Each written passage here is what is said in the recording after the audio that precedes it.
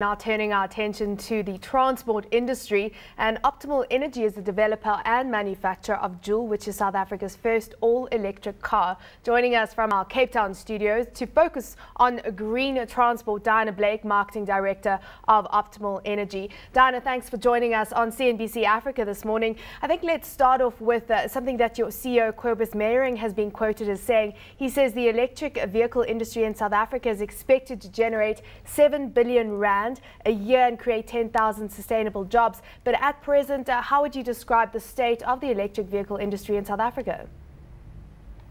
Well, obviously not as good as we want it to be. We are a couple of years away from actually producing Joule en masse. Although we have a couple of prototypes running around, there's a couple of years takes a couple of years to industrialize this car. So we're looking at having Joule in the market in 2015 only. There are 1 or 2 electric cars out there at the moment, and we will see the Nissan Leaf in South Africa at the beginning of next year, which I think will go a long way in educating consumers about electric cars, how easy they are to own and to maintain and to charge in the evening. So we're a while away, but the industry is definitely gearing up as far as infrastructure is concerned, as far as making sure we have enough energy and power is concerned. That's all happening at the moment. Let's look at the appetite that we've seen from global consumers for electric vehicles. You're talking about Nissan's all-electric car Leaf, which was the 2011 car of the year. And when you talk about sales targets there, they've underperformed. So too have Peugeot's sales of their electric cars. Why has consumer demand been subdued on the global markets? I think, as with all new technology, the offtake will be quite slow.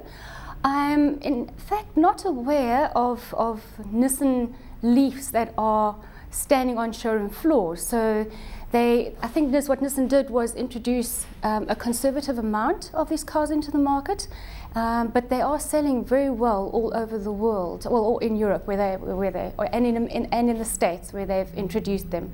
So, I mean, if you have a look at predictions, global predictions for electric vehicles, the Deutsche Bank or Frost & Sullivan, for instance, their conservative view is that by 2020, you're looking at between 20 and 25% of all cars being pure plug-in electric vehicles. So the forecasts are there, they're strong.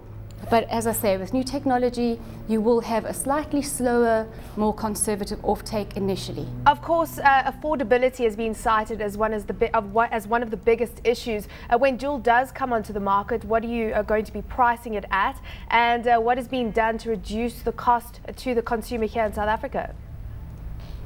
I think it's, as with any new technology, a lot goes into developing not only the batteries, but the motors that an electric car requires, etc., the battery management system. So there's a lot of new development that goes into producing an electric car. I think if you have a look at the Prius, for instance, which is a hybrid, which is fairly expensive, which has a fully fledged internal combustion engine in, as well as a battery pack, it is expensive. We are looking at battery prices coming down quite radically over the next couple of years, but I think in today's terms, and I would say for the next 3 or 4 years, it is going to be expensive to own your battery pack. Can you give us an idea? Just so that looking at just give us an idea. Yeah, sure, sure. Sorry.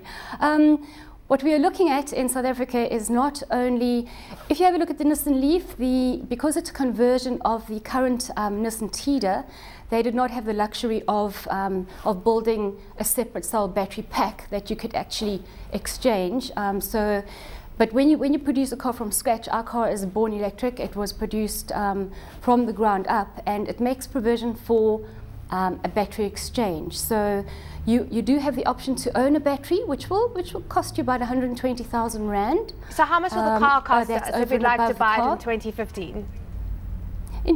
Well, I mean, in today's prices, I mean, that's not taking into account how battery prices will come down. So that's in today's terms. Yeah. It's very difficult to predict battery prices in the future. Lots of work being done, but it's difficult. But the ideal with a battery, with an electric vehicle, is that you don't actually own the battery.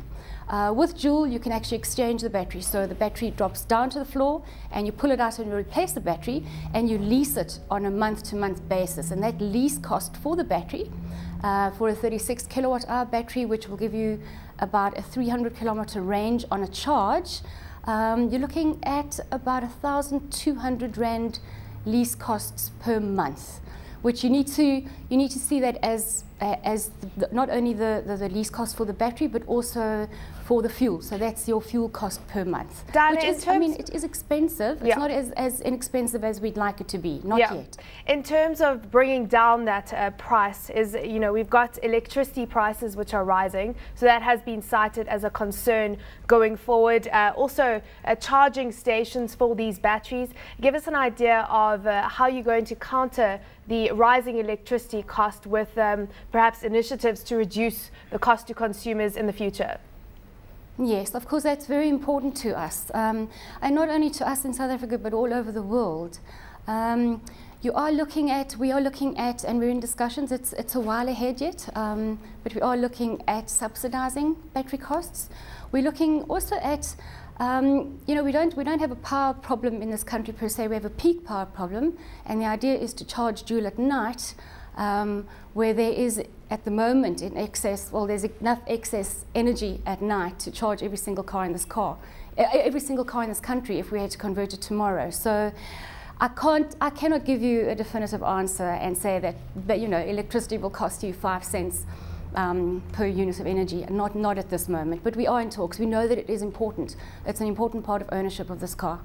Diana, just before I let you go, if I'm going to start saving today to buy the Joule when it comes onto the market, how much do I need to save?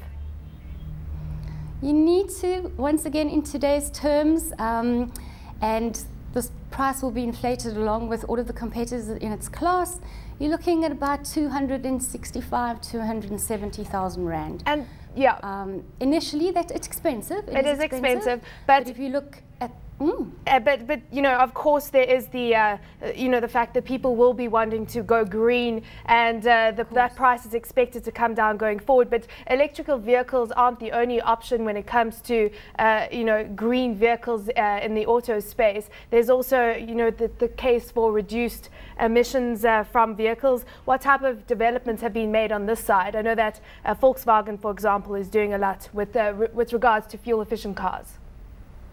Absolutely. I mean, and there's lots of alternative energy fueled vehicles out there at the moment, from fuel cells. From the hybrids have made an enormous impact, as well as the hydrogen cars.